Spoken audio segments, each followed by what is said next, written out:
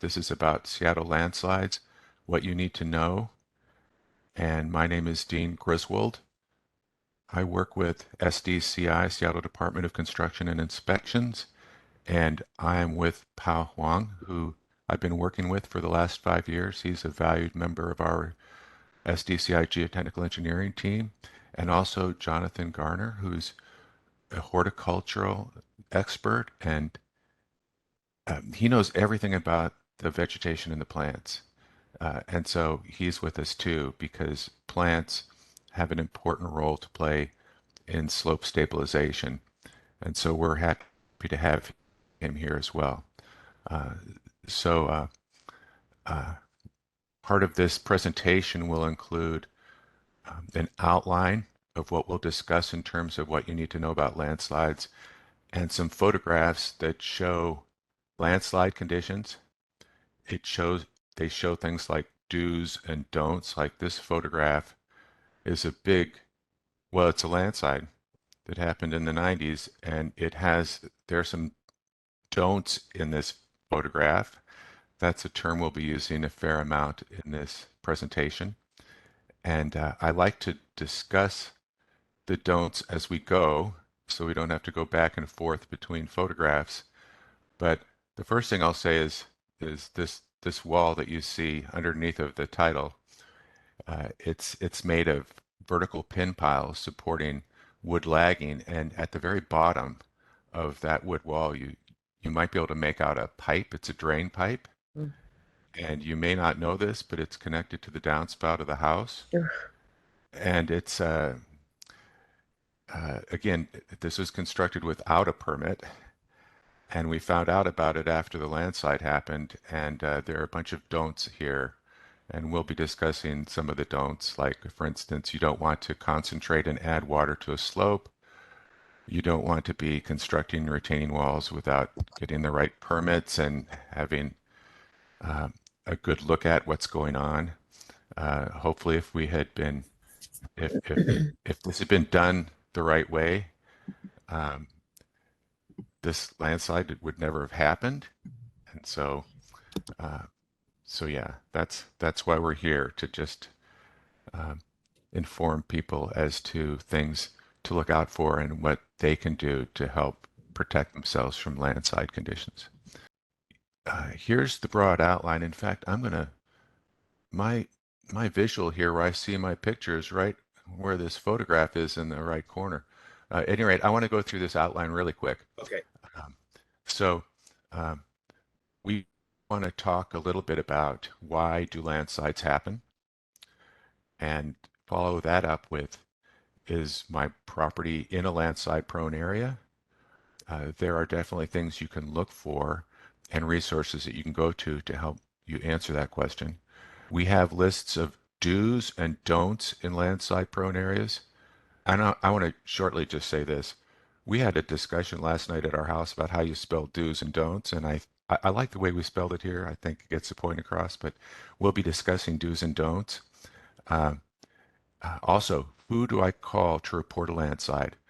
We'll go through that, and we'll describe why you would choose to call a particular entity about a landslide, and what you can expect, and responses and that kind of thing. Also, do I need a permit for work in landslide prone areas? There are various other slides in this presentation that help support these broad outline items. So I'm going to try to, I can't quite see this photograph in the upper right hand corner, but I recollect that this is a picture of a deep-seated landslide, and you can see plastic covering either a majority or a portion of the slopes. Again, this is a good example of both a do and a don't. I mean, you don't want water to be getting on a fresh landslide exposure, but if you have plastic covering the the landslide area, you want it to be extended to the very bottom of the slope area, because if water hits that plastic, it's going to go to the very bottom of that plastic in a hurry, and it might concentrate water in an area where it's not wanted. Uh, and this lower right-hand picture is an example of a type of common landslide in Seattle. That's a shallow, perhaps colluvial landslide, but it's definitely shallow, and it looks like it's resolved at the bottom into a little bit of a debris flow there. So we'll talk more about those kinds of landslides in a minute. Okay, now, why do landslides happen? Um, I'm going to try to move this screen a little bit so I can see this photograph. Okay. Um, One, it's an obvious factor in why landslides happen is the topography of the ground surface. The steeper the slope is, the more likely that you would have a landslide hazard. Um, we have codified what is considered a steep slope. For a regulatory purpose, that's a 40% slope that's at least 10 feet high. We'll talk a little bit more about that later. There are some slopes in Seattle that are much steeper than that, even natural slopes that are very, very steep. And that is definitely one of the factors in a landslide. Geology plays a huge role as well. Uh, Seattle is in a location that has experienced multiple glaciations through the years, and the resulting um, geology is composed of layers of different types of slope depending on the deposition. And this is kind of referred to colloquially as a layer cake geology. But the classic version of this includes a glacial till cap at the top, underlain by a layer of highly permeable sand that is, again, all this has been glacially consolidated and compressed, so it's has very strong characteristics in the core of the slope. And typically underneath of that sand, you'd have an impermeable, relatively impermeable layer of clay and silt. In between the sand and the silt, there's often a transition zone where you might have a layer of sand and a layer of silt, a layer of sand and then clay and all this stuff. All that helps drive the landslide hazard and make it unique depending on exactly where you are and what's actually underneath of the ground surface. And so the next three causes of landslides are devoted to water. And this is just to underscore the importance of the triggering mechanism of water on landslides. And triggering is an important concept in terms of when landslides happen, because um, a particular area might have very steep topography and geology that is very prone to landslide activity. But if you don't add water to it, the area might remain stable for a long, long period of time. And even if you add water, just general precipitation, it might take a long time, but then eventually, um, depending on the weathering process or human activity and all sorts of things like that, if water can ultimately be a triggering mechanism. If we get a really significant rainfall event, or a long period of time where we get greater than normal precipitation over time, that's another way that water's added to the system.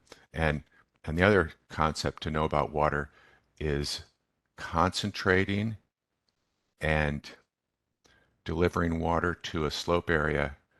Um, those those are adverse to slope stability, and that helps drive up risk. So, last item here for why do landslides happen is listed as human activities. Um, Human activities are part of the landslide process because people change the environment. And based on the Seattle landslide study, an estimate of 70% of landslides that we've investigated in the city of Seattle have some causation that includes human activities, whether it's usually it's concentrating water um, in a landslide hazard area, but it might also be other things like adding fill to the top of a slope or excavating at the toe of the slope. So uh, all of those things can add to the uh, this broad question: why do landslides happen? You can see these photographs to the side. Uh, a lot of landslides are associated with transportation corridors, and you can see the bottom photograph. You see the flat street and you see the steep area on the left side that goes up, and you can see that landslide. It looks like some kind of landslide has come down and landed on the street. Okay, and this is something that happens a lot, and in fact, it happens a lot on railroad transportation corridors as well. In fact, uh, if you've had to commute northward with the train, you'll know that the the Amtrak, they after a landslide hits the railroad tracks, they will probably suspend rail traffic for a little while they figure out what's going on with the landslide. So you can see the upper area too. It looks like that there's some kind of pavement or patio, and there's a washout underneath of it.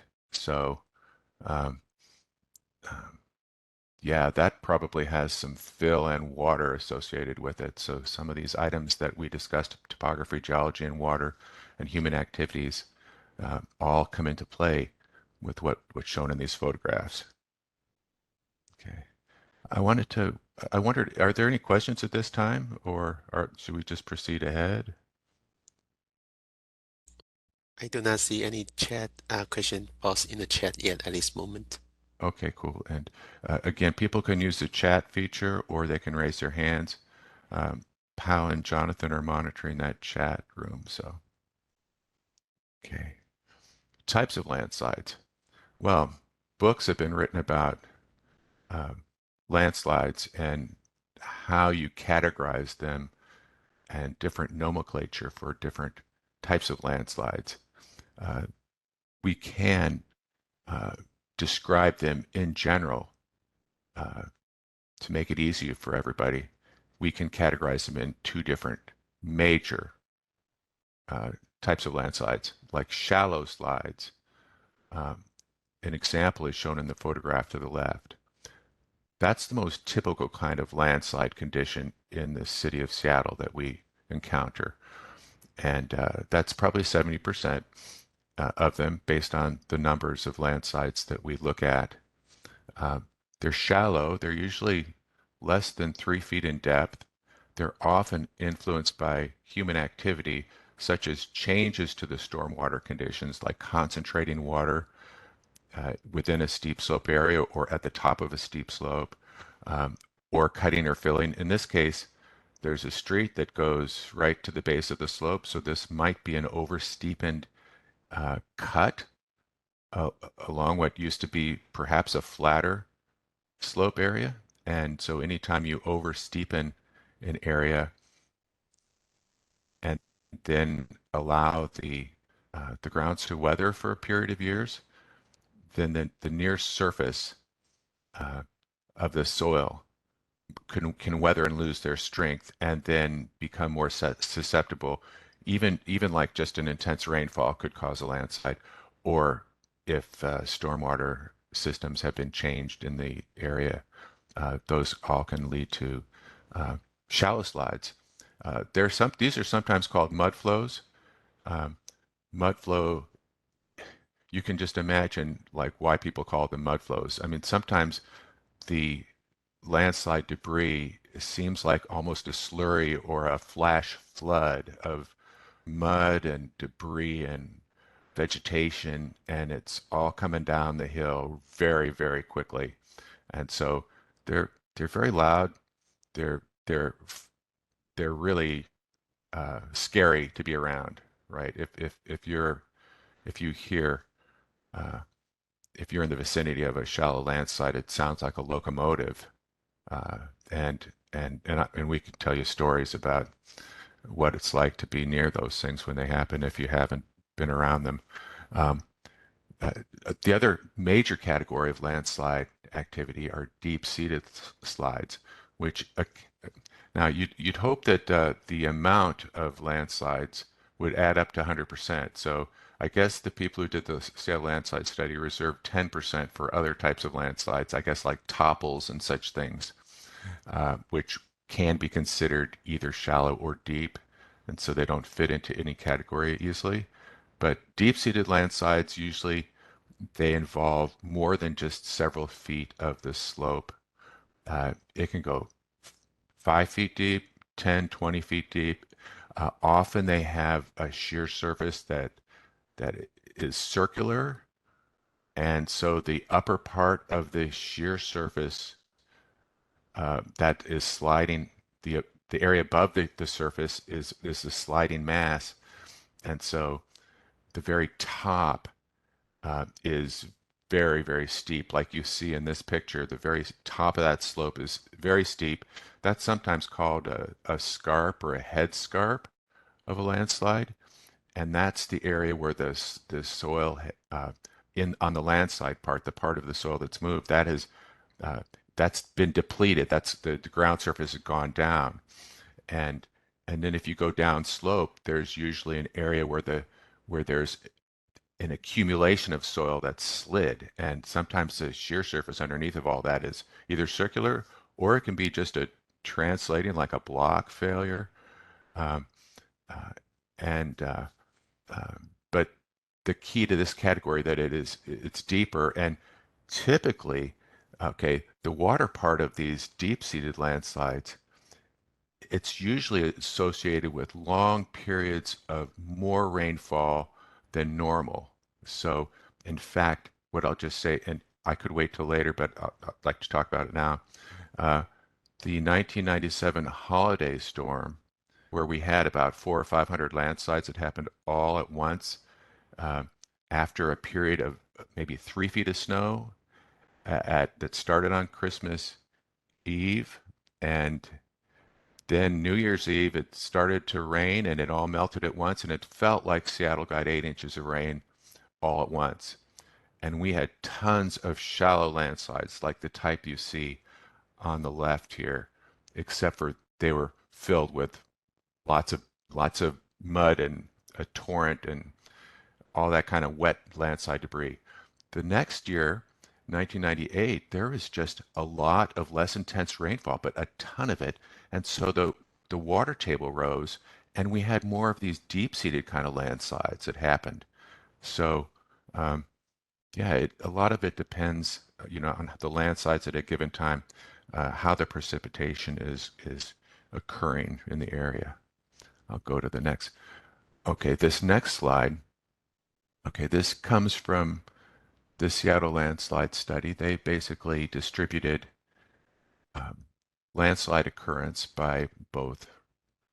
Well, they on the right, this figure here are the landslides by month, and and you can see the most common month to to include a landslide is January. And if you look over to this chart on the left, it has rainfall by month, and it includes you know, it basically you can see that the months leading up to January have the most rainfall, November and December, and January itself usually has a lot of rainfall. And um, so then you got to the bar on the right, and you can see, well, January, that's when most of the landslides happen, January and February. Uh, Now, all this said, this the reason why the January landslide total is so high is the result of that 1997, what we call the holiday storm, and that landslide season where there were probably there were 400 or 500 landslides that the city of Seattle was made aware of and that we're investigating and trying to make sure that issues associated with landslides were mitigated. But at any rate, uh, that was a huge reason why there's such a large number under January. If it wasn't for that one rain on snow event, the graph would probably be rounded out more reasonably, but January still would probably be the most common month to have a landslide. That said, I mean, we sometimes see landslides in August, but they're typically associated with broken water lines, or we've had cases where people have turned on their irrigation systems at the top of a slope and then they forget about it and then they go off on a 3-day uh, uh, trip out of town and they come back and they have landslide. And so we've seen those before. And I mean, August, who would think that would happen? And September, but we do have those.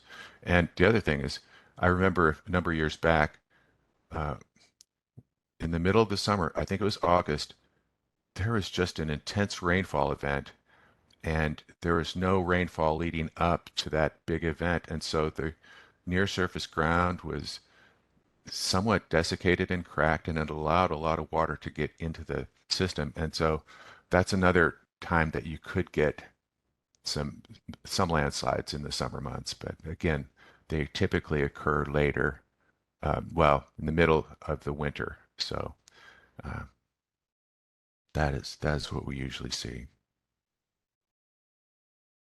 Okay, um, I want to give a shout out to the Seattle Engineering Department for maintaining landslide records for so long.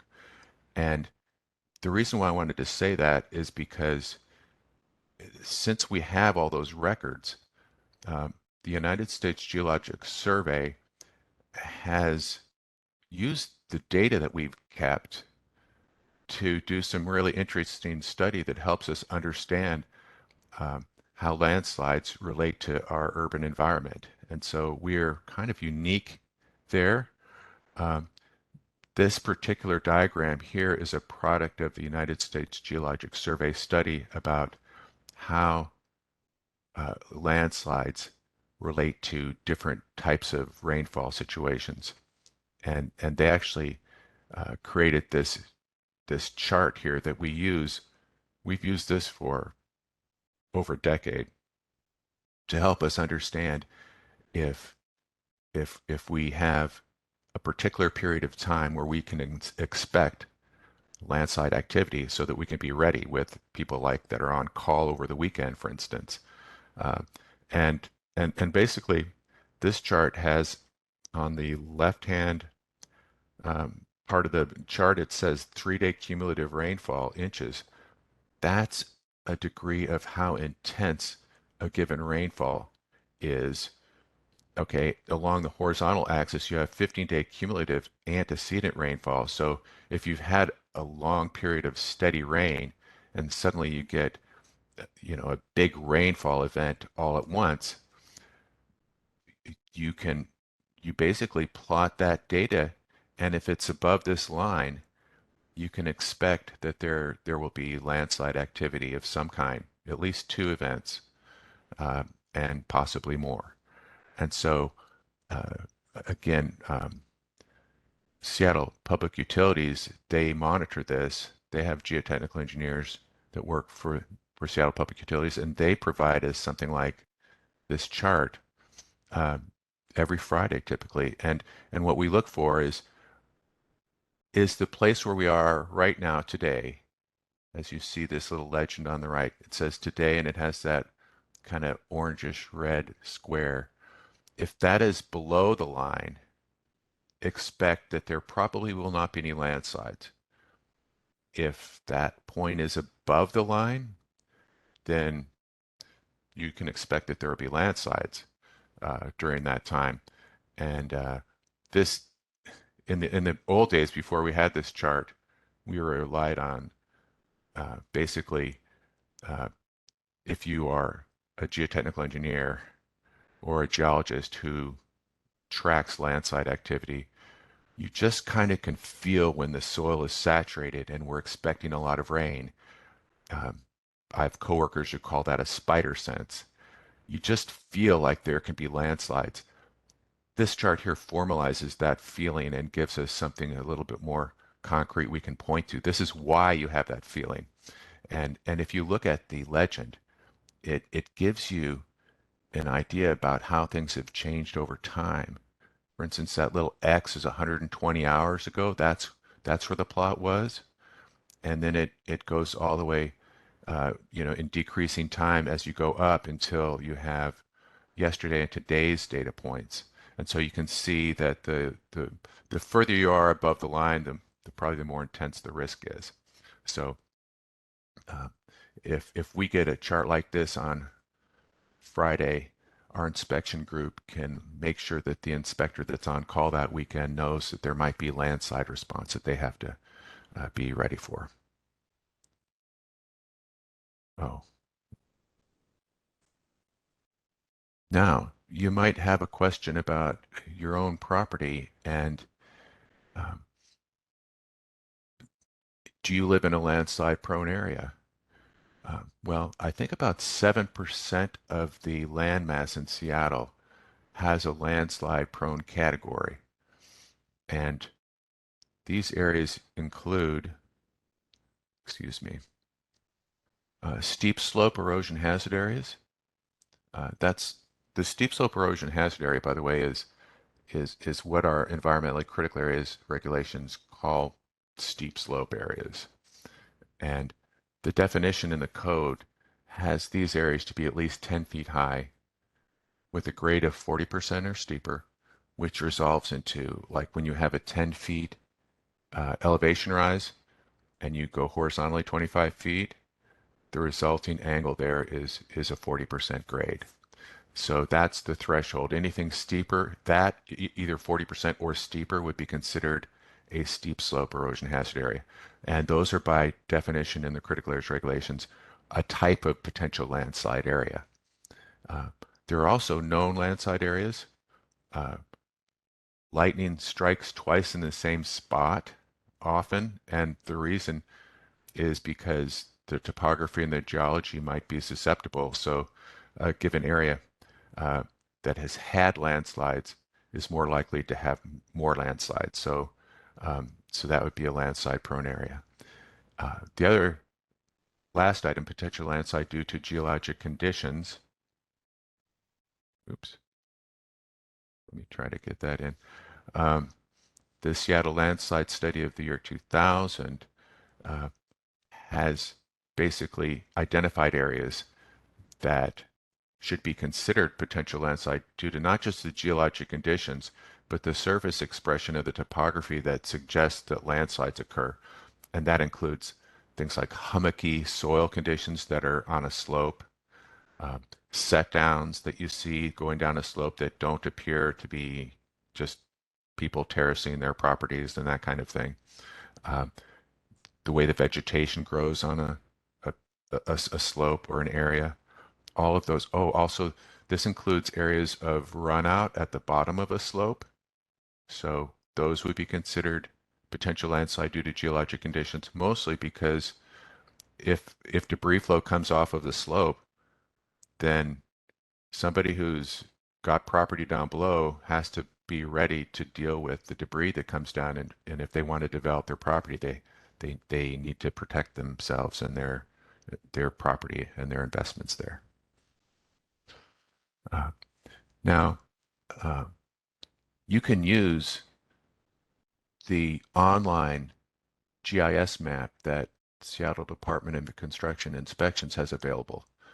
And the way you get to it is you go to this website here that's shown on this sheet, and you can you can type in your address and then go over to the environmentally critical areas, and you can check all uh, these layers. You can click the steep slope, 40% average layer, the potential landslide area, and that says ECA 2. The ECA 1 and 2, those relate to like really old uh, names for the different types of critical areas that don't apply so much anymore, but some people are used to them. There are also two known slide categories, known slide events and known slide areas. And if you key in an address and you find yourself in a potential landslide area and you have clicked the known slide event and known slide areas and you see those types of critical areas, uh, they appear as the events are basically they show up as stars. And the stars, that represents the initiation point of a landslide. The landslide might have been huge, but it's represented by a star. And but then this other mapping unit, the known slide area, when we have an idea of the extent of the landslide, um, we will try to map it under that category. Or if we just know that it crossed some property lines, then we might just represent the area as a square. Everybody knows that the landslide doesn't look like a square, but we make sure we have included the properties that were affected. And the interesting thing about using the GIS for the known landslide designations is that these are hot buttons. So if you create a map through this system and you see one of the known slide categories, you can go ahead and click on that, and you and what you can find there is information, historical information that used to be in what was called the landslide files. Okay, we basically um, we digitized everything and put them in little electronic files so that you can reach them from your home computer or your work computer. You don't have to come in downtown and ask uh, Seattle Department of Transportation if they have information in a slide file, or our department, Seattle Department of Construction Inspections. You say, I'd like to look at the landslide file. You can actually see that file online. And so hopefully that saved people a lot of aggravation in finding these old records that relate to landslides. I mean, these things go back. I saw one set of photographs from a landslide that happened in 1915, so we have a lot of information in these files. We have lots of letters. Sometimes there are photographs or inspection records, but all of that information is available to you in these hot buttons. So we want to make sure that you know about those. Maybe it can save you some time. Uh, okay, now we can go to what we think of as the do list.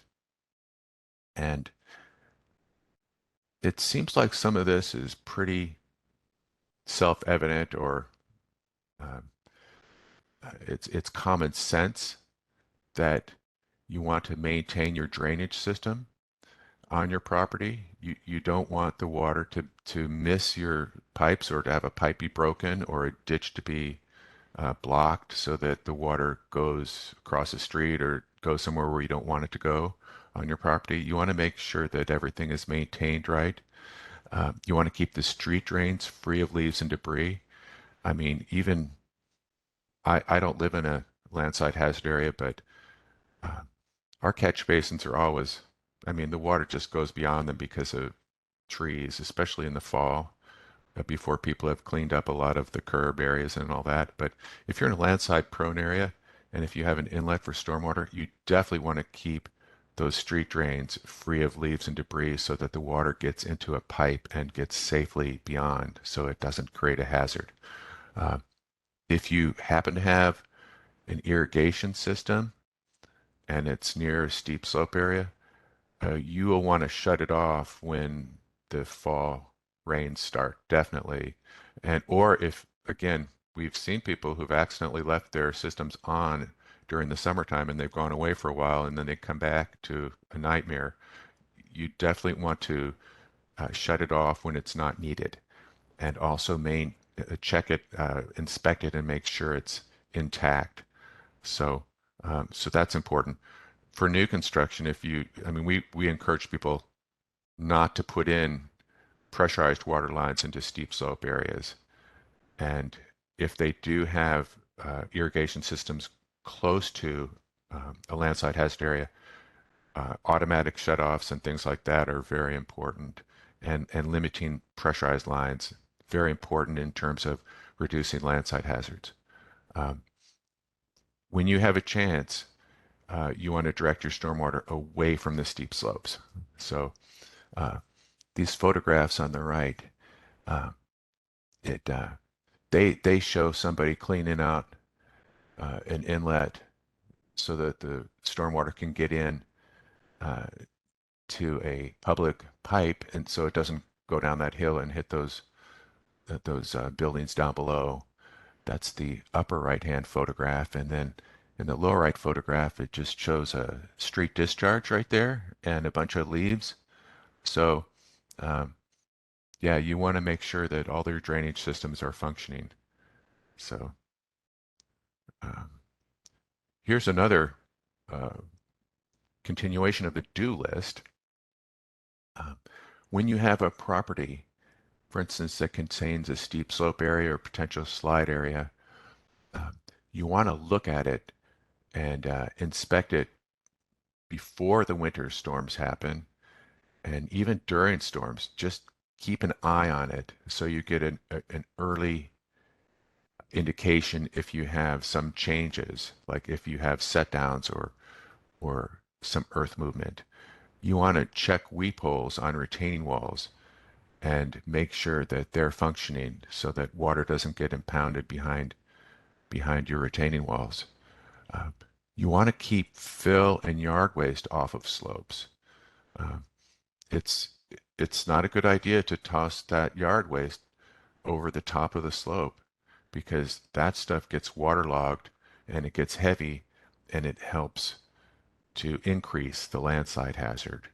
Uh, if there's a reason that you need to cut trees down in a steep slope area, uh, you will want to leave the stubs in the ground uh, when at all possible. And really, what this relates to basically are root systems. You want to keep the root systems intact even if you remove the tree because soil in general doesn't have tensile strength. It has maybe a little cohesive strength, but uh, but leaving the stumps in the ground will help those root systems, I think, provide tensile strength to the near surface soil until they kind of degrade and decay, which usually happens 5, 10 years or so, um, until other root systems can reestablish themselves. So at any rate, that's why that we have that item. Um, if you have questions about your property in terms of slope stability and landslides, definitely you can call a professional, a geotechnical engineer, or a geologist who knows about slope stability. Um, okay.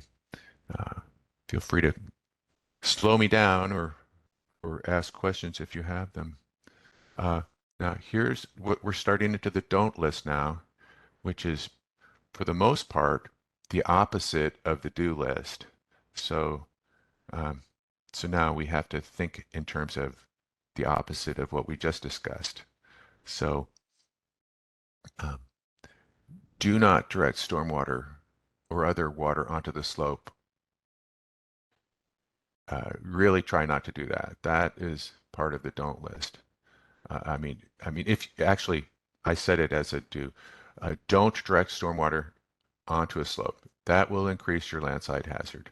Um, I'm kind of amazed that a lot of people think it's okay to go ahead and just throw a rogue pipe to direct collected water and just toss it over the slope and let it go, and it'll probably come back to haunt you later if you do that for very long.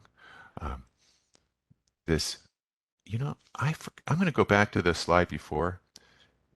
Forgive me for being disjointed this way.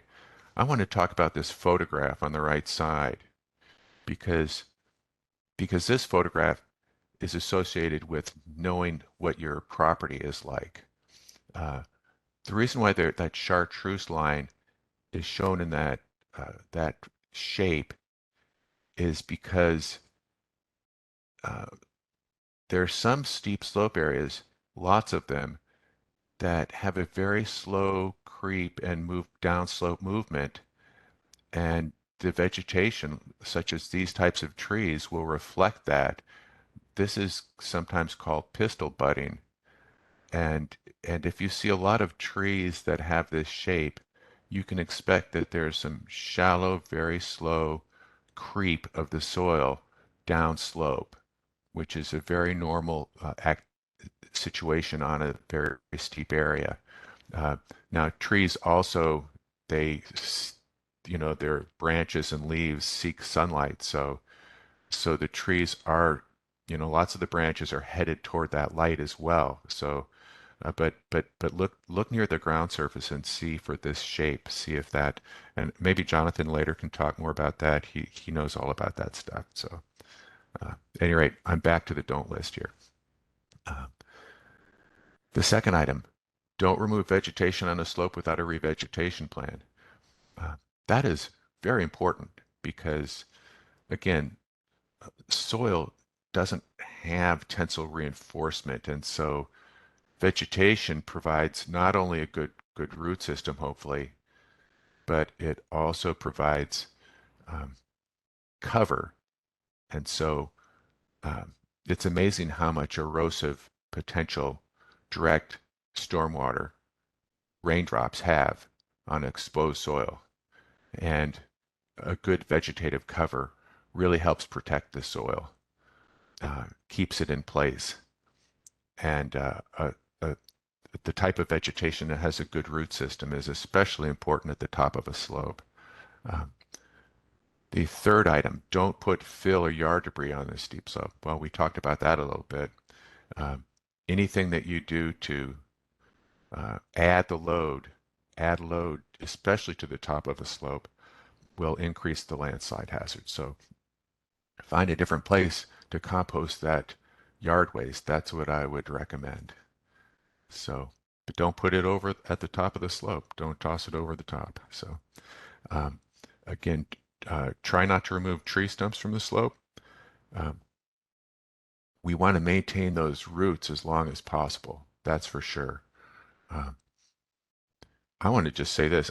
Okay, we lost a big, huge 3-foot diameter tree in our front yard, and the tree was still intact, or the stump was still intact even after the tree guys came in, bucked the thing apart. And I worked all summer, and I got the stump removed, and then I figured out I can't grind it down because I cut the stump off from the roots. Jeez. But I won't make that mistake again. But it's better to keep the stumps in place and try to keep the reinforcement of those roots intact. But um, uh, I'll move on to the next one. Okay, we talked about this a little bit before. Permanent irrigation systems in landslide prone areas. Uh, well, sometimes they can't be avoided, but you definitely do not want a pressurized water line, especially like an irrigation system. You do not want that in a steep slope area or an area that's prone to landslides. Uh, if if a pressurized water line breaks and it releases a lot of water to the slope, that can be devastating. So we have seen some pretty nasty slides that are associated with failed permanent irrigation systems. Uh, Second to last, don't cut into the toe or bottom of a slope. Uh, the bottom of the slope helps buttress the area right on top of it. And so you don't want to decrease the resisting force at the bottom of a slope that helps maintain slope stability. Uh, that's why we recommend not cutting at the toe of the slope. If there's a case where you have to, then you want to reestablish the buttressing effect of the toe of the slope so that you don't increase your landslide hazard. Okay.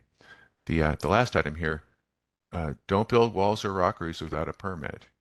Um, we'll talk a little bit more about this in a minute, uh, but it is required to get a permit for any size wall or rockery in a environmentally critical area.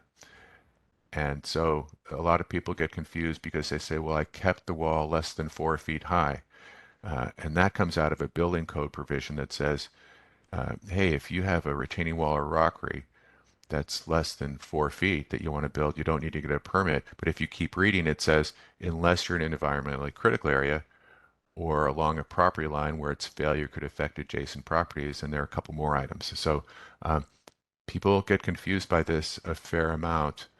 and people want to terrace their properties and they don't want to go to the trouble of getting a permit.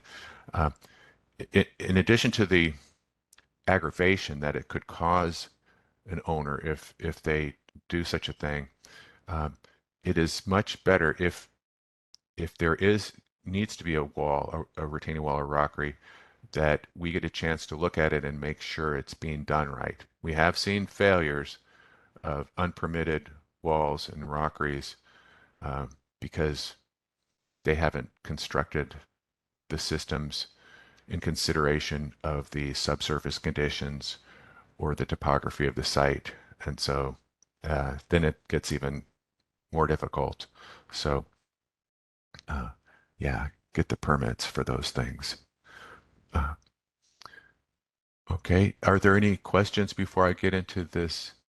What do I do in case of a landslide?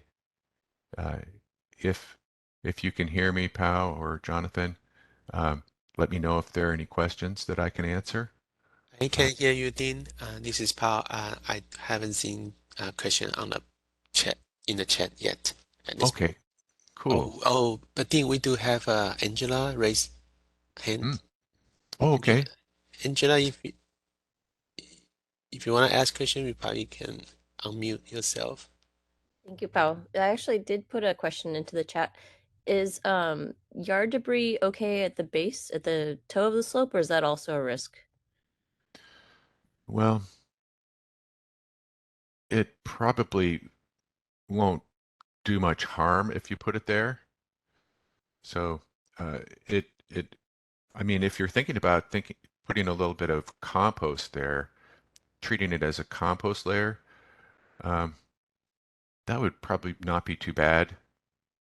Okay. You definitely don't want it to get to a point where you're changing the grade very much with that stuff, though, because you do need to get permits for grading activities. And so you don't want it to be like a grading thing, but just putting a little bit of yard debris at the toe of a slope is not the same hazard as putting it at the top. That's for sure. Dean, if I might, Angela might chime in on that question. I'd also be careful about how much yard debris you add and choking out any vegetation that might be at the bottom of that slope.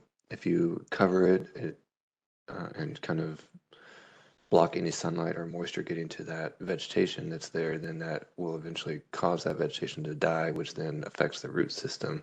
And like Dean mentioned, that root system is the tensile strength, the binding material that keeps that soil in place. So if you're going to add yard debris to the bottom of the slope, spread it out in the most thin layer that you possibly can, because then it can kind of act like a compost and actually feed that vegetation that's there rather than act as a block and choke it out.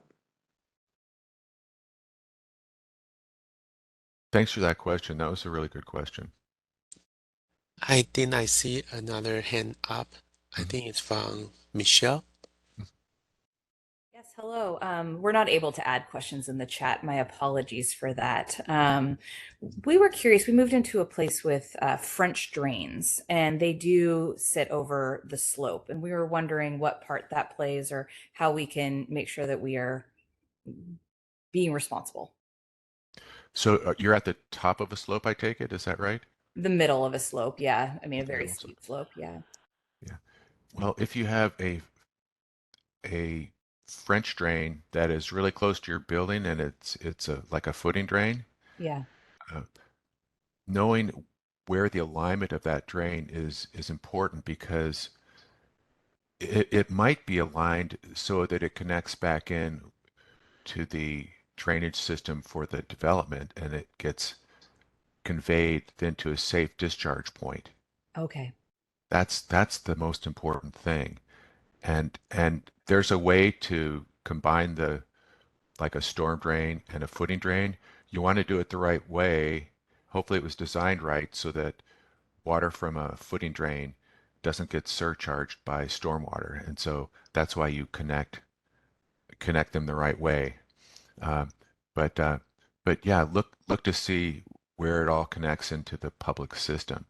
Um, there's some places where the footing drain is not expected to catch very much water, Yeah. and it's not so much of an issue. But there's some places where it really does come into play a lot, and it does catch a lot of groundwater seepage, and that's where you want to be very careful about how that hooks up into the overall drainage system of your development. Thank you. And we're also thinking about planting. Do you have any recommendations for good plants to consider to help avoid landslides? I think that Jonathan is the best person to talk about that, and I'm not sure if is this a good time to talk about that, Jonathan, We can or talk should we about wait? that. We can talk about that now, just Okay. briefly. I can uh, direct you to, we have a slide here later, but online from the SDCI website, we have a worksheet that's called the Standard Mitigation Plan. And in that worksheet, there's a list of some really great trees and really great shrubs that are pretty easy to find at local nurseries and would work great in a variety of different um, landslide or steep slope areas for planting. Wonderful. And We'll be sure to look that up. I I'd like to can just I can chime in a find little it. bit. Oh, I'm sorry. Sorry, Dean. I can find it and put a link in the chat here real quick. As a geotechnical engineer who doesn't know a lot about plants like Jonathan does, I like the idea of plants that are light but have really strong root systems on a slope. That's what I love to see. And I know that there are certain plants that fit that category. So um, I'll I'll leave the rest of that to the people who know about plants. So uh, yeah. Um, This is Langdon Miller. Since we're talking about this, um, dealt with a situation where property has been covered in noxious weeds, knotweed in particular, to 10 feet tall across over an acre. And the problem is that, it takes quite a while to remove such weeds. And so how do you deal with that in the context of or replanting when you still have to get rid of these other weeds first? Um, and and are there certain permitting requirements? How does that work? Knotweed is a pretty particularly tough weed to get rid of. Right. There are better seasons to manage that, and you can find some information about that. But essentially, there are certain seasons or times of year when you want to cut the knotweed at the base and then apply a chemical um, herbicide that will get down into the root. I believe it happens in the spring because as spring starts to happen, then it will start to send energy down into the roots to grow. So if you cut it off the top and then apply that chemical herbicide just right there at that cut, then it gets down and the plant sort of sends that herbicide down itself. Mm. In terms of permits, yes, there are times when a permit is required to manage the vegetation in your slope area. We have a slide on that here in a little bit if we Okay. want to get to it or not, but Yeah, there no, are. that's fine. We could wait. Yeah. Okay. Yeah. Thank you. The quick answer is it depends on the area, the square foot of how much you're going to be managing Mhm. is when a permit is required. And so we do want you to have a good, robust revegetation plan ready to go at the time that you're going to start removing vegetation, because again, the root systems that will hold that in place. But if you're prepared to do that and knotweed is really kind of best managed a little bit at a time, because then you can go back pretty easily and monitor it and um, keep up with it as you start on new areas. So keep that in mind. You know, what's the easiest way to eat an elephant is one bite at a time. But Yeah. the easiest way to manage an acre of knotweed is to do a few hundred square feet at a time and just keep at it and be persistent. Thank you. okay. Thanks, Lincoln. Mhm. Okay, this particular slide here, who do I call in case of a landslide? Um, if you've ever seen a landslide, okay, and if you've been there and witnessed it, it can be, especially those shallow torrents, those mud flows, they can be very scary. And so if there's a case where there's a life safety issue, definitely call 911. You want to get an immediate response there and make sure that there's nobody affected, nobody in harm's way.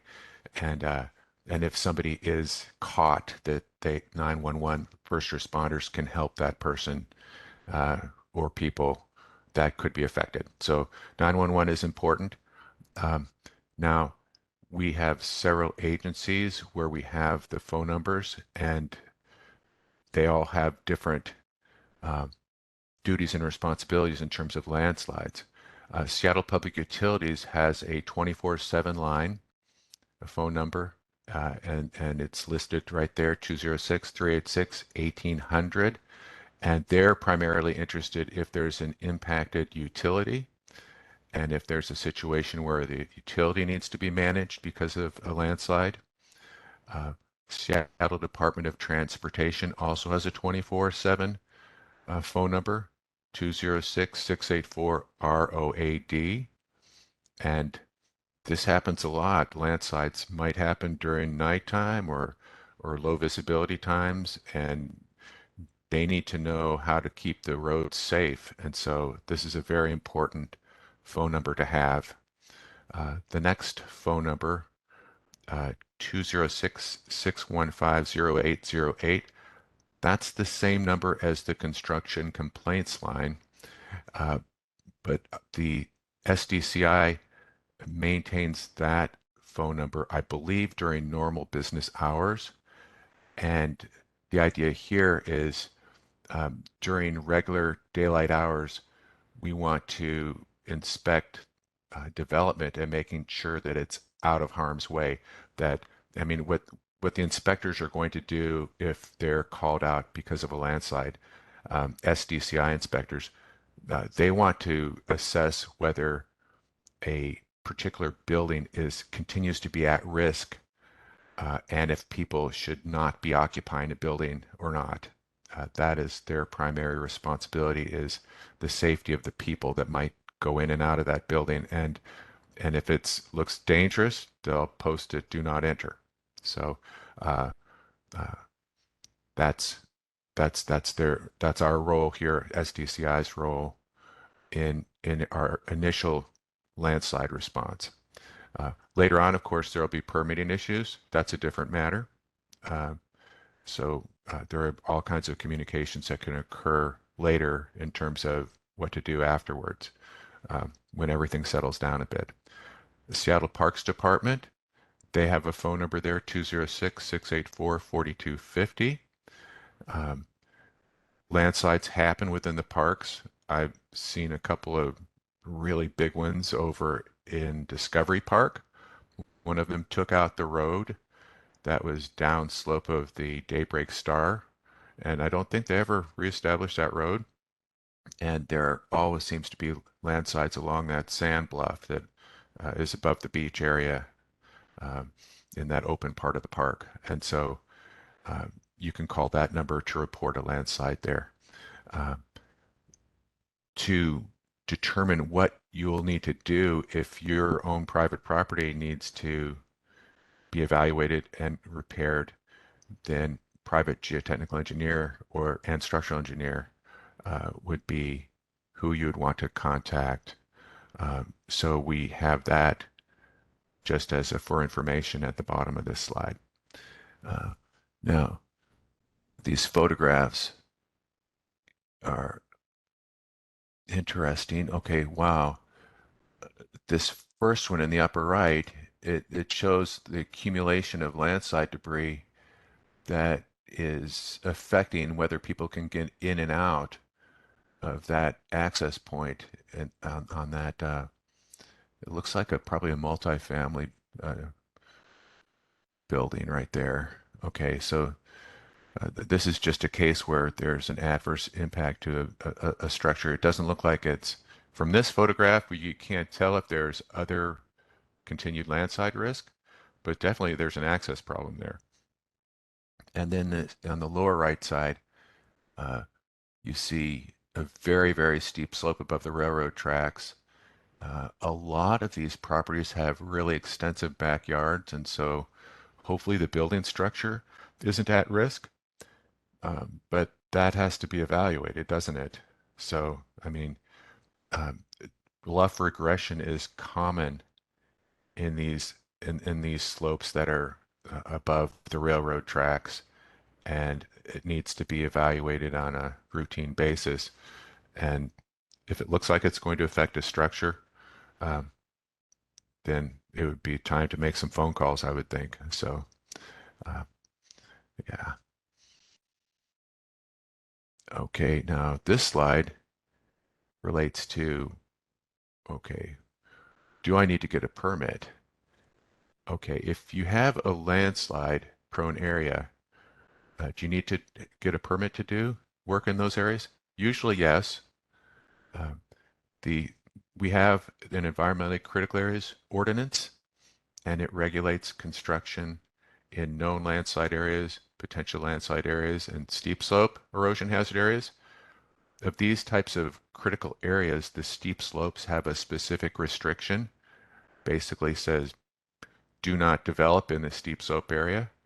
Um, the code recognizes that all steep slopes aren't created the same. So there are cases where you would be allowed to do some development in a steep slope area. And I'm going to try to get to that slide next. Okay, these bulleted points here, these first four, are basically steep slope relief provisions. Okay. Um, if you have an existing development and you already have a building there, the critical areas regulations take account the fact that people should be allowed to build in that same spot.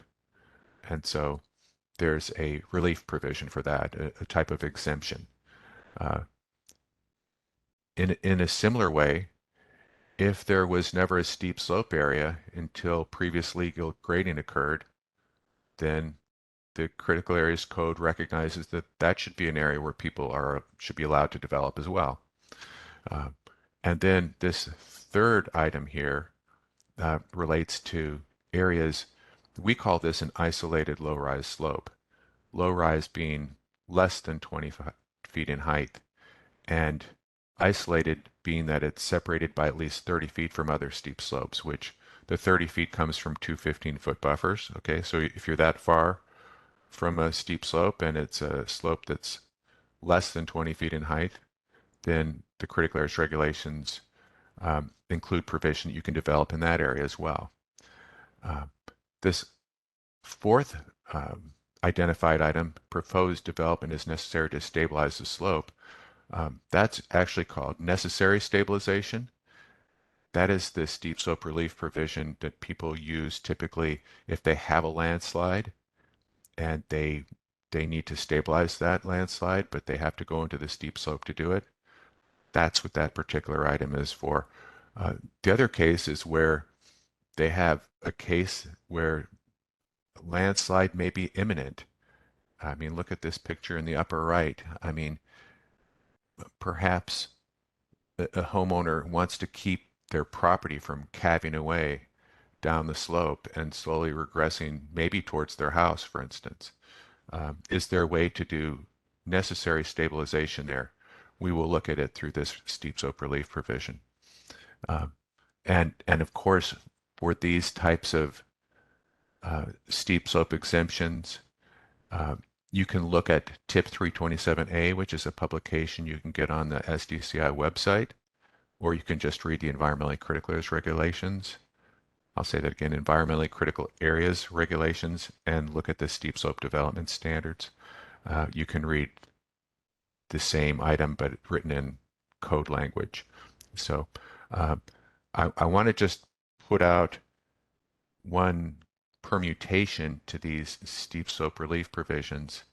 Um, the shoreline code does not allow these limited steep slope relief provisions within a waterfront parcel in a shoreline area. So that's where you have to then um, have discussions with our land use planners that know the shoreline regulations. So uh, those make for more complicated situations. So I wanted to just make sure that people recognize that there is that difference for a waterfront lot in a shoreline district. Okay, development regulations. We also have a grading code that indicates that if you have a critical area, an environmentally critical area, that any grading over 25 cubic yards would require a grading permit or a grading approval. And what a grading approval just means is if you have applied for a building permit, then you don't have to apply for a separate grading permit. The grading aspect is reviewed at the same time the construction, the building permit stuff is reviewed in much the same way as the zoning code is used when you're going to build something. You don't have to have a separate zoning permit. So, um, so that's why grading approval is a term. Um, Also, a permit is required for any size retaining wall or rockery in an environmentally critical area that comes out of the way that the building code is written. There's no 4-foot rule for critical areas. And also there are drainage installations that need permitting too. So uh, you would discuss these kinds of things, I believe, with our drainage review team. So see what kind of permits you need for that. So let me read the rest of this stuff. Okay. Okay, I think I discussed all of that stuff. The last item, vegetation management requires approval of vegetation management plan. Um, Jonathan is really, he can discuss that in more detail in just a moment. I wanted to look at these photographs on the right side. This shows some uh, interesting conditions. Now, the lower right-hand photo, it looks like that there might be some kind of, I don't know what's going on there. They might have some kind of earth movement that's occurring. Maybe they have a broken water line or something like that. The important thing is that any water that comes out of these pipes or comes off of this plastic isn't concentrated and conveyed to a steep slope area. You want to catch that water and convey it to a safe discharge point. That's what you'd want to do there. Now, this other item here just shows I remember that site. Um, these folks were worried that their wood retaining wall was going to burst open. So um, they were going to tear down this wall and build a retaining wall out of more durable materials. So uh, that's what, and I think that there's some kind of pipe in the middle of that wall. I don't know what that was for. So uh, yeah, permits will be required to repair or to replace retaining walls in a critical area, especially a landslide hazard area like this. All right. Um, you can always ask questions at our Virtual Applicant Services Center. And there's the contact information right there. I think it's very straightforward to get there if you get to the SDCI website and go to the question and answer system there. But anyway, there's a link to it right there, and there's my contact information. Uh, so this is called the Virtual Applicant Services Center. Uh, that's that's what it's called there on our website, and I think that's about it in terms of information that I have for you. I think this landslide that's shown on the right-hand photograph, that's a shallow colluvial landslide, so typical of Seattle. I believe that's in South Seattle somewhere. I don't know exactly where it is, but you really want to be careful where you park your car. Uh, you don't want it to be in the runout zone. I wanted to just say this too. If you're faced with the possibility of that you have to walk through landslide debris, hopefully you have nice wellies on your feet, but also you have to be careful because I was walking through one area where there was just maybe a foot or so of landslide, mostly mud. I didn't know that the intake grate for the storm sewer had been dislocated, and so I put my foot down inside of this this big huge catch basin, and I spent about the next couple of hours just cleaning mud off of myself. So you have to be careful where you put your feet when you're trudging through landslide debris. I just wanted to say that. Uh, can laugh about it now, but not then. So I'd like to turn this over to questions and also to Jonathan to continue ahead. Elizabeth has a question, apparently. So do you want to unmute? Hi, yeah. So my house is in a critical area, and I've looked at the maps, and we have like a star in the back. Um, Mhm, those stars that reflect that there's a landslide, probably mhm, through history. So the house sits in the middle of the slope. We don't have a back neighbor. We only have two side neighbors.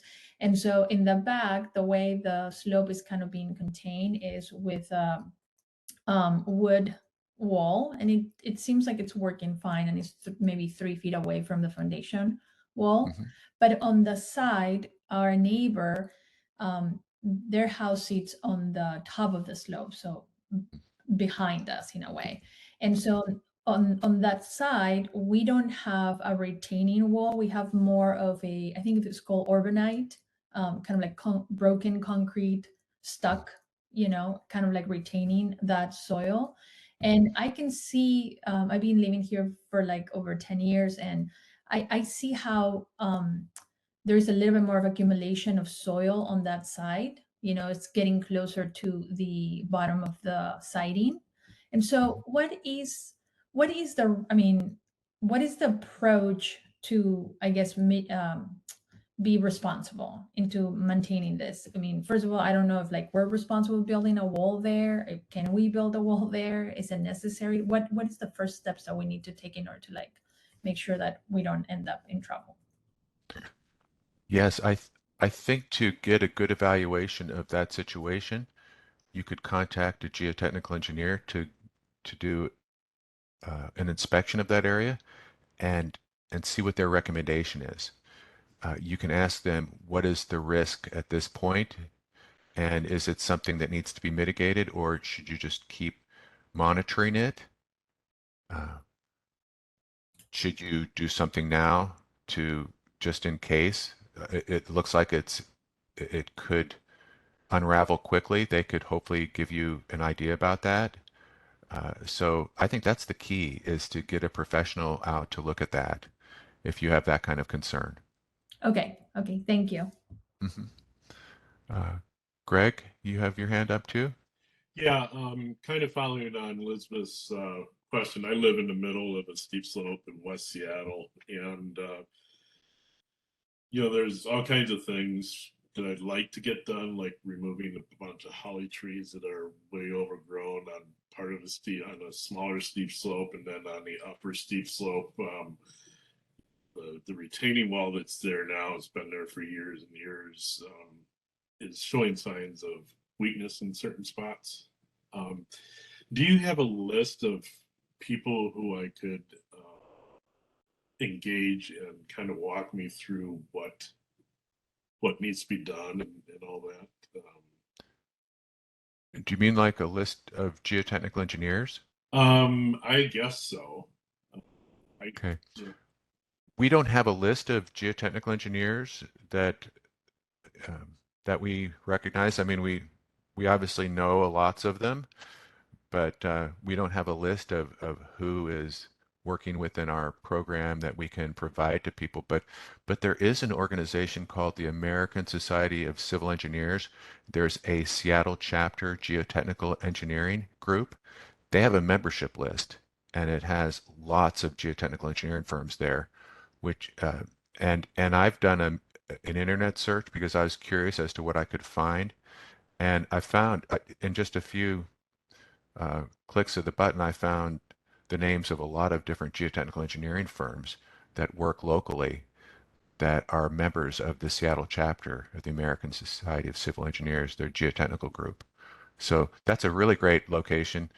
Maybe there's some other internet searches, or if you know a realtor or a developer, you can ask them if they know of a geotechnical engineer that they like working with. So again, referrals are important too. Uh,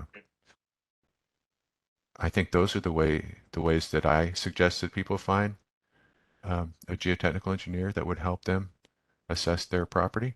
Okay. Dean, this is Daniel. I'm not sure if you saw that Michelle has her hand up. All right, Michelle, do you have another question?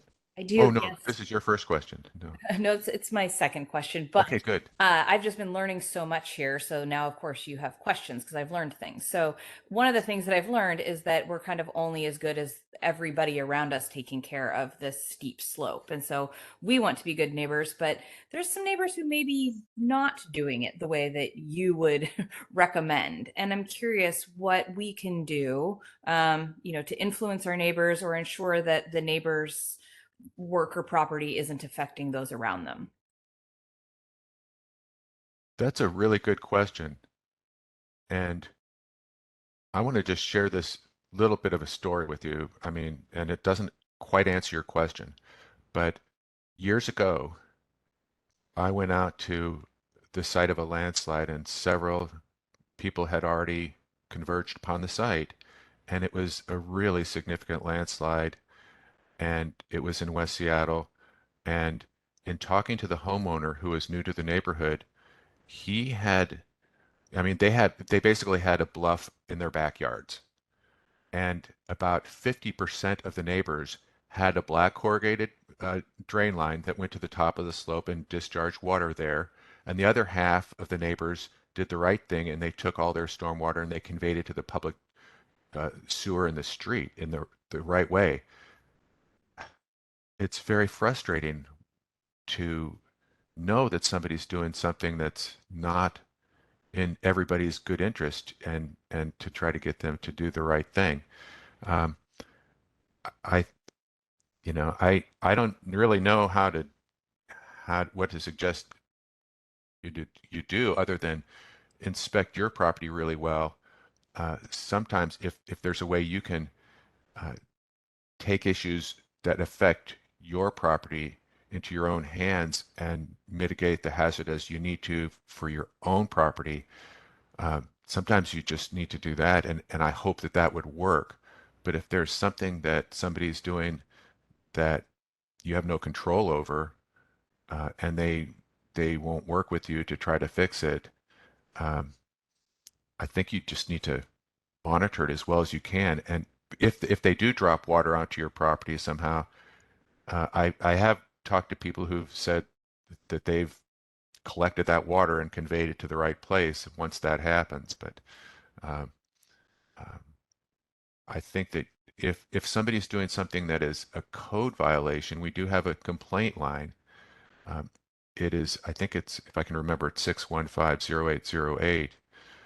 You're more than welcome to use that phone number too if somebody's doing something that is some kind of a violation.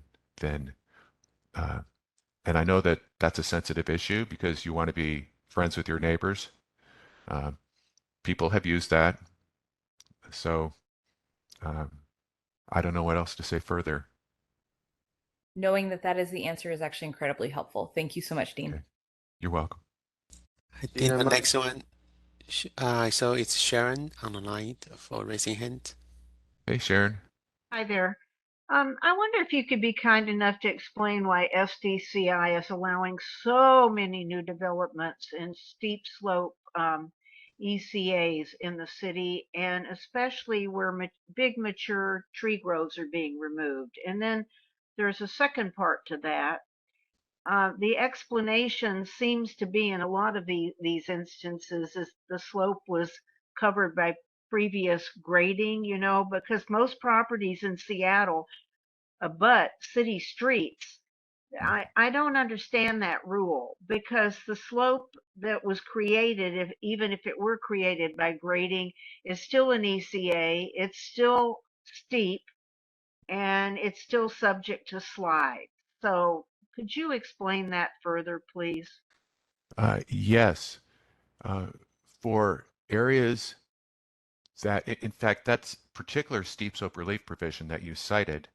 Um, we take a careful look at that because if there's an area that in the past was already steep and grading occurred to just, for instance, make it steeper or change the direction of the steep slope, but it's still a steep slope, that doesn't qualify for that steep slope relief provision. It's only if you have a case where there was not a steep slope area and the grading created the steep slope.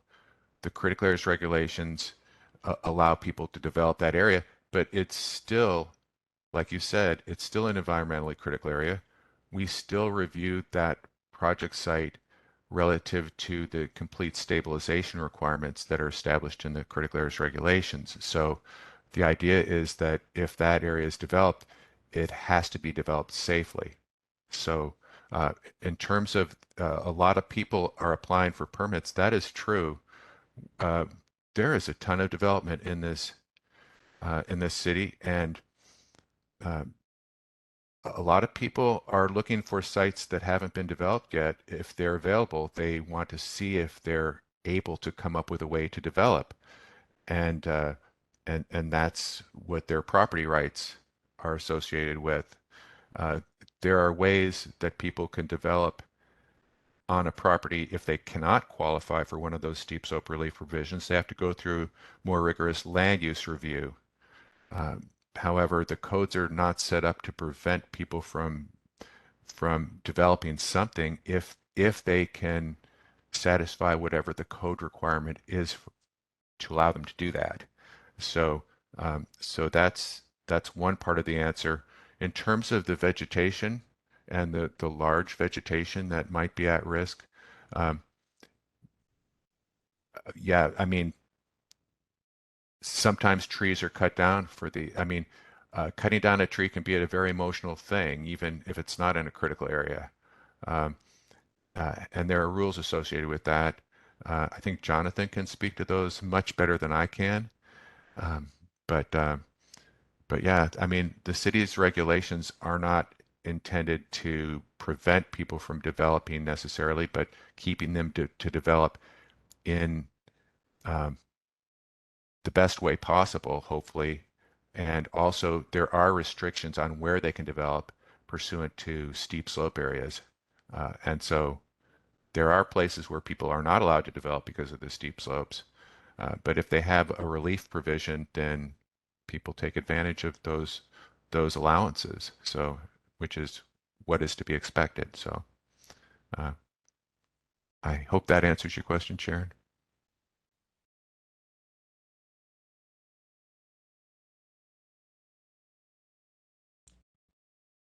I think we lost Sharon's voice. Okay, The next one in line is Landon. Yes, I just Langdon. wanted to express that, to a great extent, the anxiety around this comes with the incredible amount of time it takes to design things, and then particularly to get permitting. And so one can go from a situation that was modest and readily fixable to something that's fairly catastrophic in, over the course of the time that review and re-review and rebuttals and so on. And so, that obviously creates problems because then it sort of compounds the situation as things get progressively worse at a site where there has been slide activity. And there are these provisions for emergency relief, but I guess I'm wondering how those are considered in the context of active slides where there is yet more imminent sliding that it could occur because of the conditions and it being the rainy season. Uh, that's a good question. And when the critical areas code was updated in 2006, it placed a more rigorous definition of what constitutes an emergency in terms of critical area review and the critical areas regulations. So there are times when we get calls from a geotechnical engineer who tell us, hey, if we don't do such and such, like for instance, if we don't use a pin pile to support this corner of the house is at risk that it could be involved in a landslide today. Okay.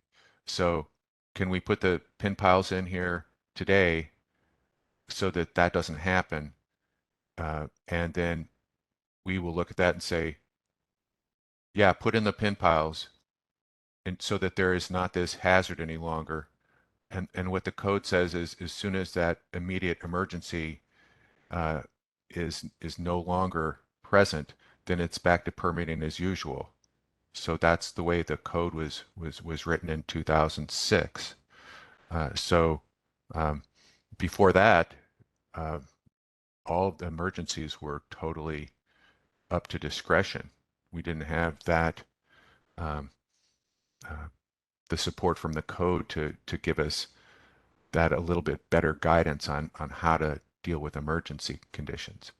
So um, as always, we're dependent on communications. And so if there's situations that are happening on site, we would like to hear about them. And especially we'd like to hear from your geotechnical engineers relative to stability issues. And if there's a condition that we need to discuss, we hope to discuss it. Yeah, understood. I mean, that has been the case with my property, and the geotechnical engineers, have been in touch and so on. And so, it's kind of a circumstance of, a modest slide in January 2021, worsening modestly in January 22, and now catastrophic in January of 2023, and wanting to do some remediation rapidly so it doesn't get markedly worse, particularly with loss of trees, structures, in terms of fencing and that sort of thing, stairs and so on.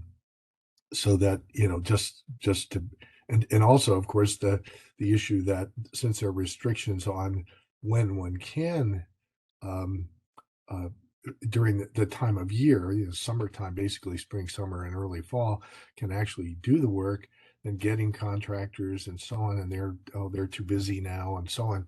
All of this adds up to an enormous amount of anxiety to try to actually get um, the situation remediated in a timely fashion. Right. Yeah. So. Thank you Next, so much, Langdon. Yeah. the next one we have is Greg. Mhm. Yeah, I guess a follow-on question. Can you hear me? Yes. Oh, okay. Follow-on question from my West Seattle property. The uphill slope is, if you look on a property map, it makes it look like a alley. In reality, it's a green belt because of the slope, so there's no way that they can build anything in there. So who's responsible for the maintenance of that? Is that an SDOT issue? It sounds like that you have an alley that's not developed now, or I've seen cases where there are alleys that have utilities that run through them that you can't tell from the surface that it has that kind of thing in it. So, um, yeah, if you have a question about something going on in that alley, uh,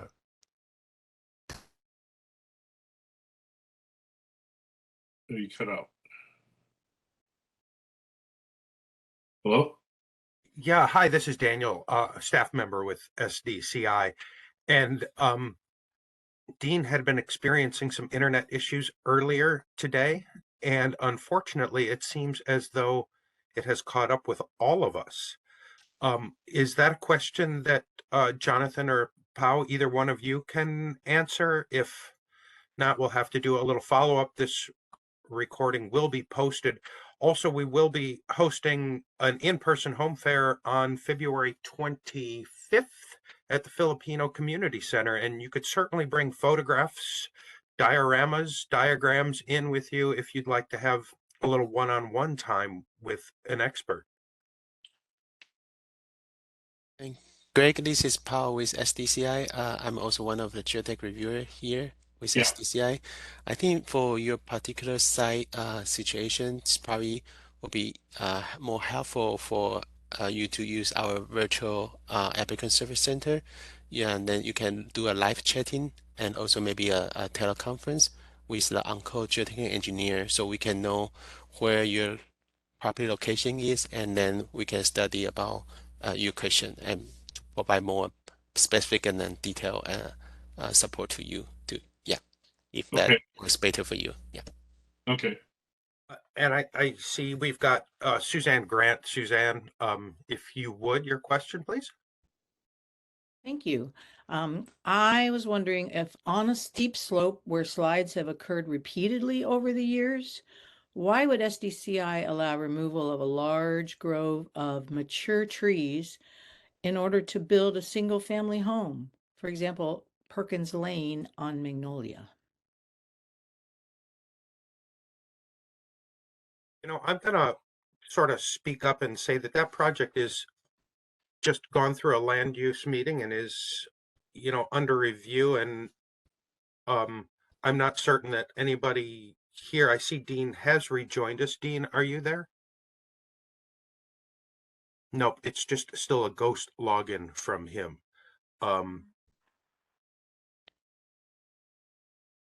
Yeah, now Dean has actually dropped out of the meeting, as it were. Suzanne, I'm sorry that I'm not sure that's a question. Jonathan? Perhaps Yeah. Powell would have an opinion about it. He's with SDCI as well. I'm not aware of this particular project you mentioned, so I can Well, in a provide better. general sort of sense, if you're in the landslide area, I looked at your map that you provided earlier, and there were landslides happening back in that area. For, you know, theoretically, if in the landslide area that's happened since 1996, 1997, and most recently the one where the dog died and the house slid over there. Now why would you allow another building in the same area? And then also a follow-up question, who's responsible for the safety and cleanup from the slides? Because I understand it was not cleaned up even yet. Dean, I see you've rejoined us. Suzanne Grant has asked some questions about SDCI's stand on cutting trees in steep slopes, particularly Perkins Lane. Mm. I know we've just had a land use meeting on that. I don't know what you know about that. Again, I'm a staff member here for a variety of communication needs. So if this is something that you can address, I think that now that you're back, that'd be great. Okay, I don't know the exact question at this point. Could I hear it again, please? Yeah, would you like me to ask the question again? My Please. question was on a steep slope where slides have occurred repeatedly over the years. I checked even your map since you started the presentation today and looked at the map to get more background. Why would SDCI allow removal of a large grove of trees, including stumps? You were saying leave the stumps, they're going to take it all out, for building a single family home. And then specifically, it's about Perkins Lane on Magnolia. Well, if they have a permit to build a home and the trees are in the immediate vicinity of where their new house is, they would have to cut those trees down to build the house. So But you have an ECA and slides Mhm. have occurred, so why would SDCI allow that exemption on that ECA Well, in that case? it's the way that the code is written relative to vegetation removal as it relates to proposed construction.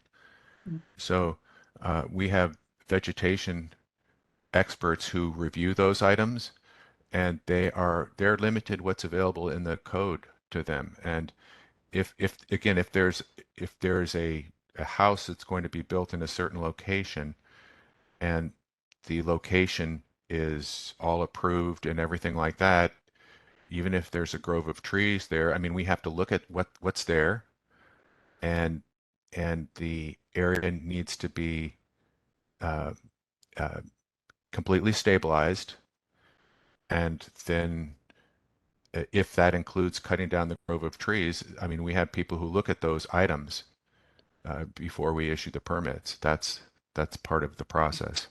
And then who's in charge of the safety? The neighbors next door were asking who's responsible for, now you're cutting the roots of the trees next to those, even though you stabilize the slope, that they're all connected underground. You were talking about roots connection, and we all know that.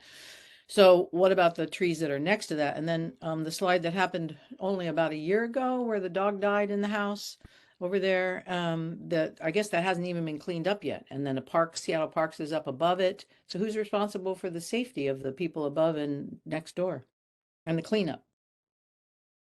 Well, you're asking me a legal question, and I'm not a lawyer, so I'm not going to be answering like who's responsible for this and that.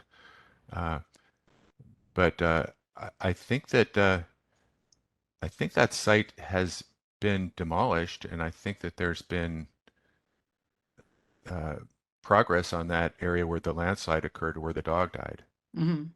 Okay, so And I don't I'm think sorry to it's ask you. not just, yeah, I think it, in terms of when you say cleaned up, I think that there is a demolition permit that has been processed, and the work has occurred there, I Right, believe. okay. I didn't mean to go into legal. I was just wondering about SDCI, what they say about it. So sorry. But when you're talking about who's responsible for this and that related to landslide activity, then we're going to get into a legal situation, right? So Right. Okay, right. I'm not Right. going to Sorry. comment on that. Sure. Sorry about that. It's okay. Okay, so okay, thank you.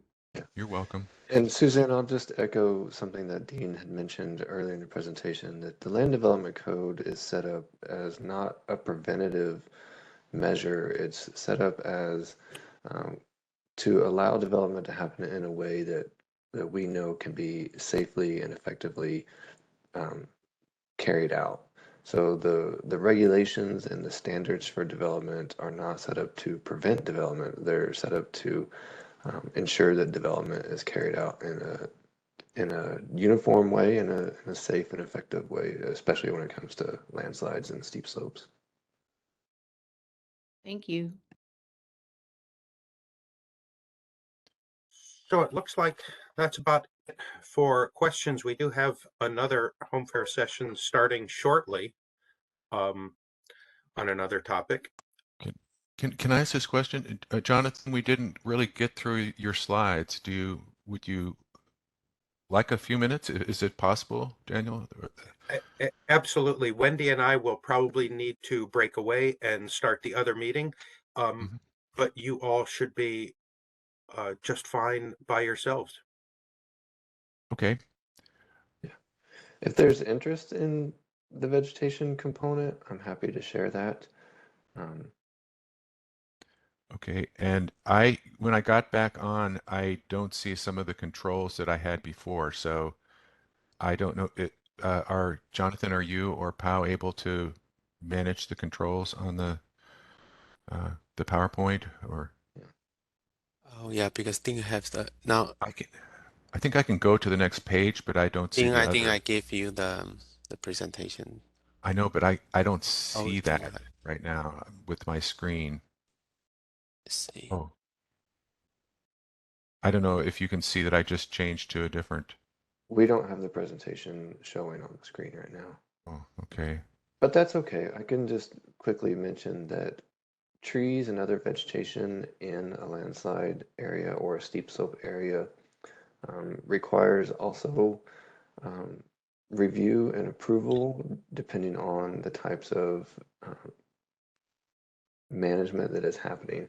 If there is a building or some other type of development that's being proposed, then not only will the stability of the slope be reviewed by Dean and Powell's group, but also if there are trees and vegetation that will be removed at that time, that will be reviewed by my group in terms of the ecological function that the trees and the vegetation provide, meaning that we're going to ask that you provide a mitigation plan, which is to show us the way that you can develop and avoid as much removal of trees and vegetation as possible. And if that's not possible, then how are you going to restore and replace that vegetation?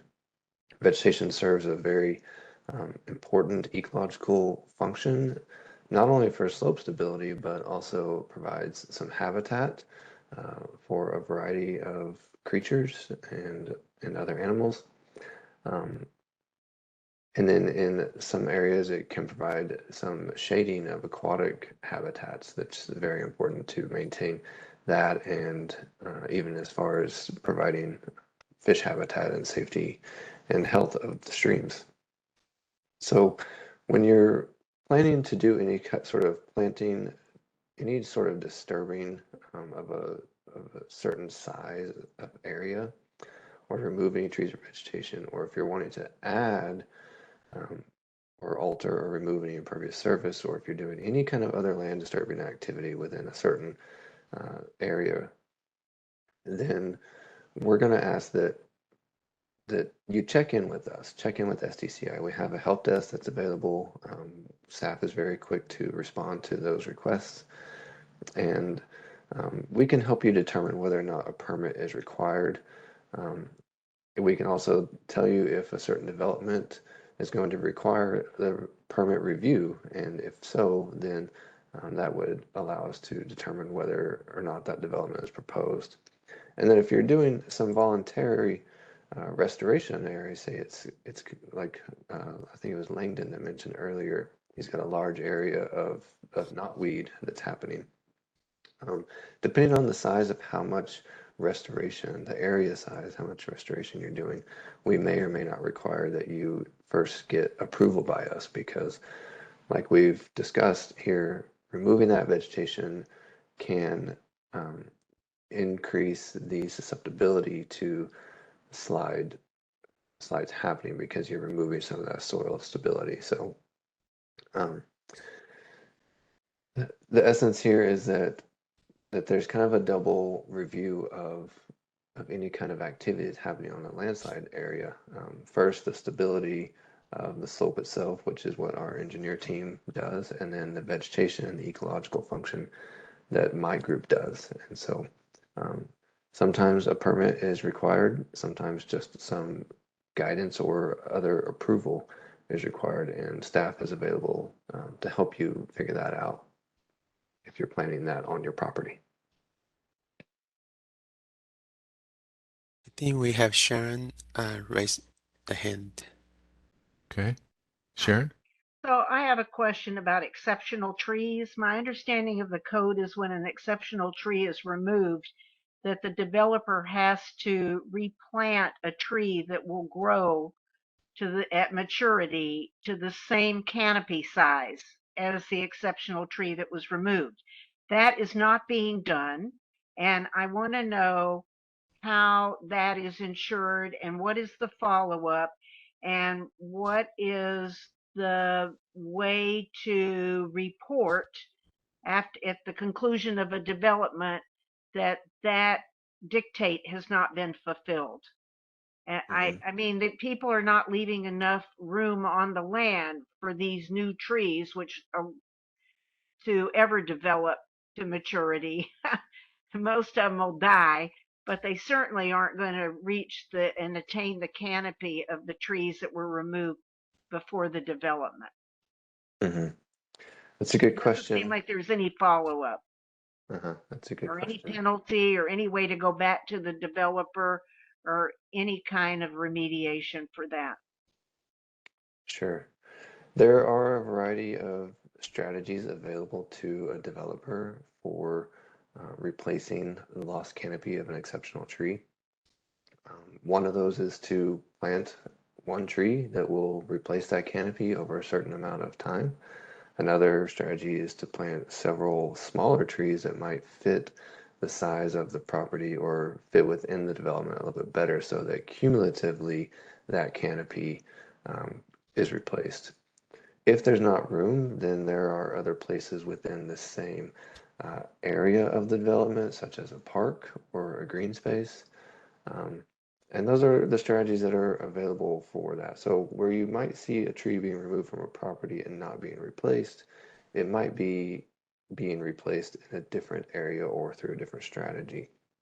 Now, the second part of your question about the follow-up, unfortunately, we do not have the staff availability to monitor and control every single development that's happening throughout the city. We do have site inspectors that go out at various times during the construction and do a final closeout inspection to ensure that trees have been replaced. The first step of that is through a review process. Before development happens, we ensure that the plans show adequate amount of replacement and how that replacement strategy is going to be carried out.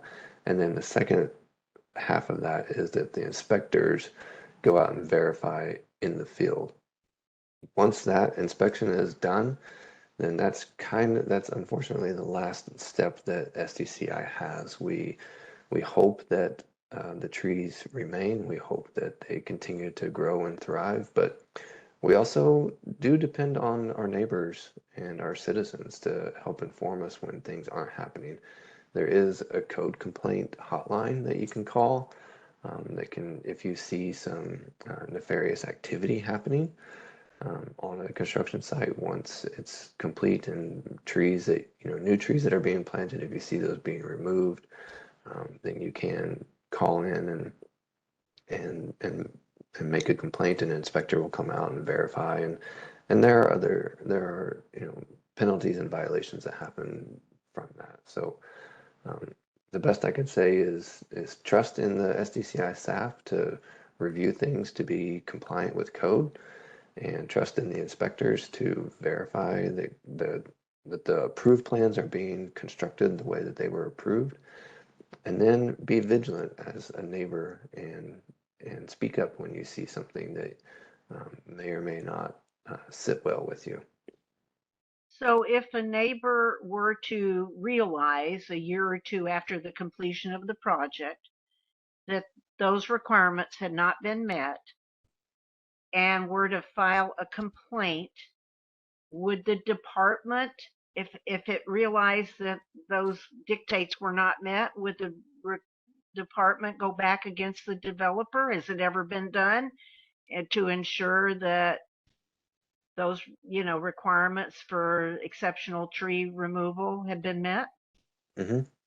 Certainly, we would take a look at the review case, see what was approved and what was allowed to happen, and then do a site inspection. And if there is anything that looks askew, then there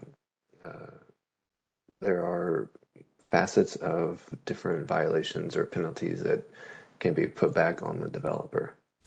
And what if it were a mistake made by SDCI to allow that planting plan to go through, which did not meet the requirements?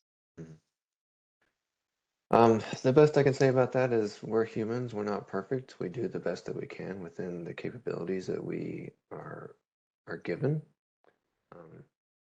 We have processes in place to safeguard against that happening too much. But generally, we care as much as you care, and we're going to do our job the best that we can and ensure that these situations don't happen. Okay. But if it were to happen, is there any remedy?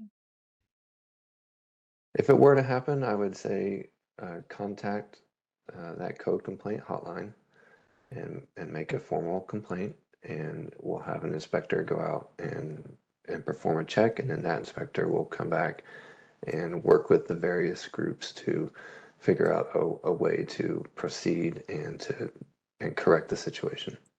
Okay, thank you. Mhm.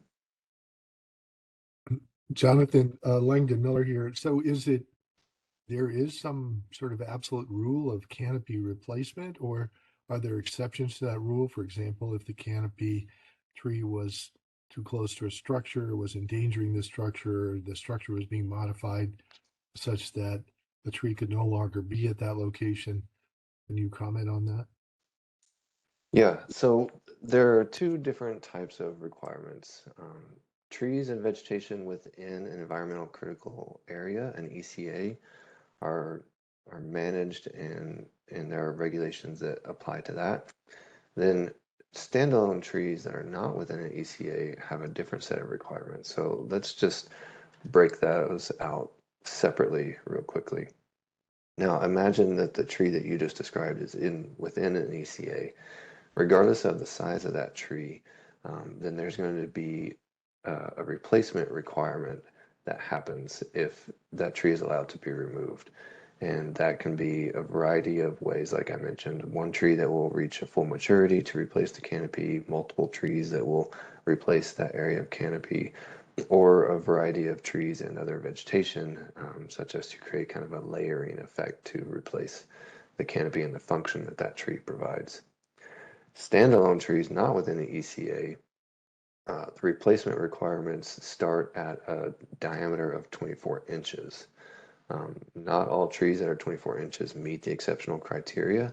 Likewise, some trees that do meet exceptional criteria don't ever get to the size of 24 inches. And so if an exceptional tree is allowed to be removed, then replacement of that tree is required. If a tree that's not exceptional criteria and is over 24 inches in diameter, then the replacement is required again, replacing the area of the canopy through a variety of strategies. If a tree is not exceptional and not within the ECA and not of a diameter of 24 inches, code states that there is no replacement requirement. I see. Thank you. Mhm.